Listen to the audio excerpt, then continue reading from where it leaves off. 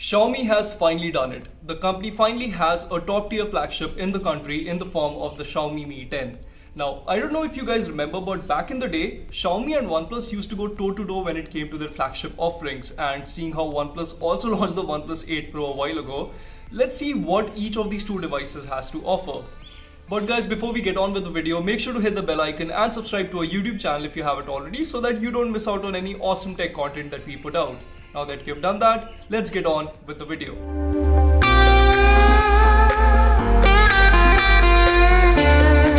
Now let's kick things off by talking about the display on these two smartphones. Now, both the phones ship with the 6.67-inch screen, but the display on the OnePlus 8 Pro feels slightly better. Firstly, it is a Quad HD Plus display, which makes it more pixel dense compared to the Mi 10's Full HD Plus panel. And secondly, the OnePlus 8 Pro's display is also capped at 120Hz, making it more fluid when compared to the Mi 10's 90Hz screen. Now, having used both a 120Hz and a 90Hz screen, I can tell you that the difference between these two refresh rates is not night and day, but it is surely evident. And while we are on the subject of display, I should also point out that OnePlus 8 Pro screen was rated A+ by DisplayMate, which is the highest rating ever.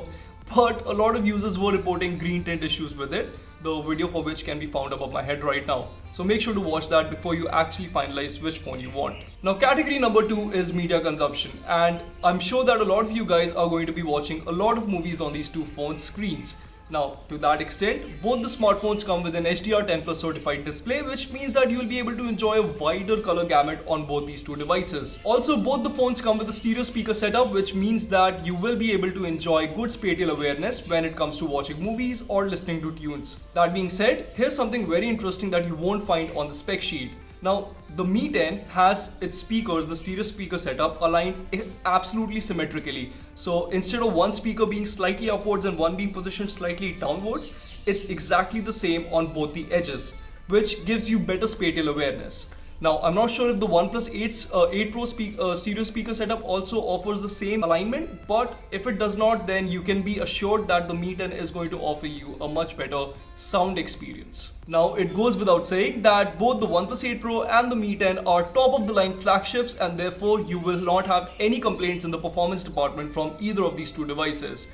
They both come with Snapdragon 865 processor, they both have UFS 3.0 storage and the fastest LPDDR5 memory too, which makes them pretty much capable of handling anything you throw at them. That being said, the Mi 10 comes with a dedicated cooling solution in the form of Liquid Cooling 2.0, which per the company reduces the CPU temperatures by as much as 10 degrees.